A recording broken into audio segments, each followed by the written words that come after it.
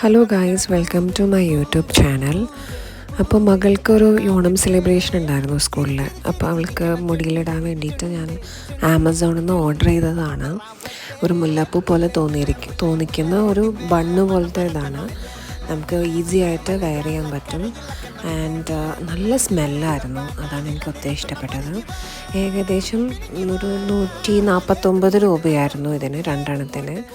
അപ്പം മുല്ലപ്പൂ പോലെ ഏകദേശം തോന്നുമായിരുന്നു. കാരണം ഫോട്ടോസ് കണ്ട കുറേ ആൾക്കാർ എന്നോട് ചോദിച്ചത് മുല്ലപ്പൂ ആണല്ലോ, ഒറിജിനൽ മുല്ലപ്പൂ ആണല്ലോ എന്ന്.